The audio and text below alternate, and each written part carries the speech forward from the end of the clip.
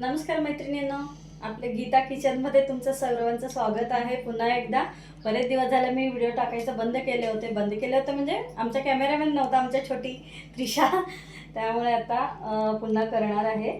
आज मी तुमच्यासाठी उपवासाचे बटाटे वडे घेऊन आले. आज एकादशी असल्यामुळे ना मी आज दाखवणार आहे तुम्हाला उपवासाचे बटाटे वडे दाखवणार आहे. हे उकडून बटाटा घेतलेले मी असं, आणि इथं आलं मिरची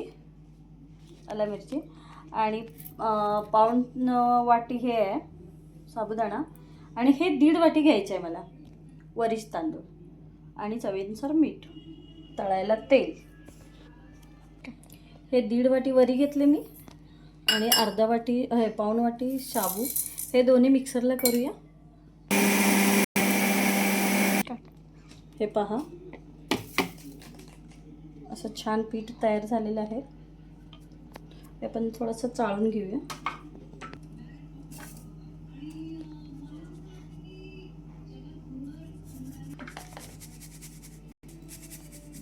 बघा किती छान असं बारीक झालेलं आहे पीठ मिक्सरमध्ये काढल्यानंतर.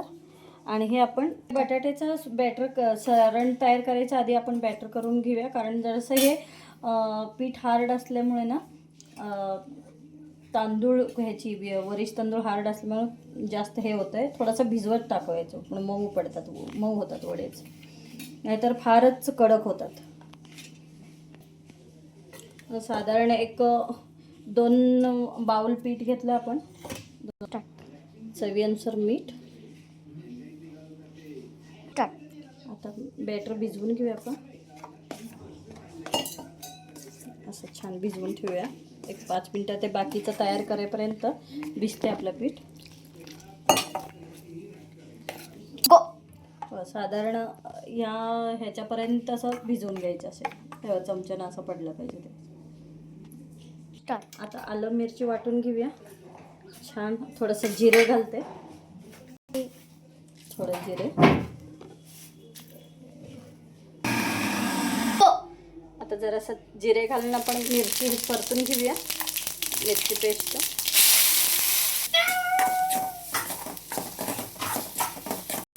आता बटाटा छान असं कुस करून घेते. ते सुंदर शिजलं बघा, बटाटा असा छान शिजला पाहिजे ते. आणि इकडे तेल पण तापत ठेवले. आता हे चवीनुसार मीठ घालते, आणि मिरची पेस्ट. असं तिखट त्याला काय हे नाही, तुम्हाला आवडीनुसार तिखट घालून घ्या. चिरलेला भरपूर असा कोथिंबीर, छान लागतं. कोणी नाही काही जण उपवासाला खात नाहीत, त्यामुळे ते स्किप केलं तरी चालतं. आणि नुसतं आलं मिरची जिरेचं पेस्ट घातलं तरी चालतं. असं ते सगळं छान मिक्स करून घेऊया. अर्धा लिंबू पिळूया. मस्त बघा असं चटकमटक चव येतो छान. गेला तो. असं छोटे छोटे गोळे करून घेऊया. हे बघा असं रेग्युलर बटाटे वड्यासारखं गोळे करायचं. फक्त लसूण मिरची असते, लसूण हळद असलं काही नसतं, हिंग. आणि तुम्ही पण रेसिपी ट्राय करा, खूप छान लागतात उपवासाला. आता नवरात्री वगैरे आले ना, मग 9 दिवस काय करायचं असं होते. तेच खिचडी वगैरे खाऊन कंटाळा येतो. मग काहीतरी असं बरं वाटतंय. त्यांना अशा रीतीने सर्व गोळे मी करून घेतलेले आहे. आता वडा सोडूया. तेल पण तापलेलं आहे मस्त असं, कारण त्याला जरासा जास्त तापायला पाहिजे तेल. हे बघा भिजवलेलं बॅटर असं झालं, छान भिजले ते. थोडंसं आपण पाणी घेऊन सरसरीत करून घेऊया. असं छान भिजले पीठ.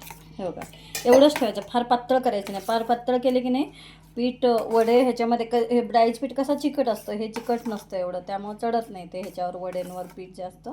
आपण ह्याच्यामध्ये ठेवायचं असे काय लांब हो. असे वडे टाकून घ्यायच्या, आणि असं रेग्युलर आपलं वडं सोडतोय तसंच सोडायचं.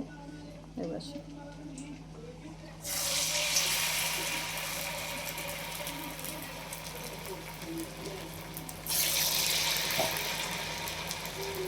मोठ्या मोठ्या गॅसवरच तळायच्या, त्याला बारीक चालत नाही आहे, मोठ्याच गॅसवर म्हणजे तर व्यवस्थित तळलं जातात ते. मध्ये मध्ये उलटायचे वडे छान, आणि एकदम कुरकुरीत आणि छान होतात वडे, आणि टेस्ट तर खूप सुंदर येतं. ते रेग्युलर वड्यापेक्षाही सुंदर लागतात ह्या वडे. ह्या वड्या काढून घेतलेलं आहे. हे बघा, आपण असं डिश छान असं सजवूया असे. आणि असं वडा म्हटल्यानंतर मिरची पाहिजेच आपल्याला. हे बघा, आणि मस्त मीठ भुरभुरी आपण छान असं. हे आपलं रेडी झालं उपवासाचे बटाटे वडे. आता तुम्हाला कट करून दाखवते मी.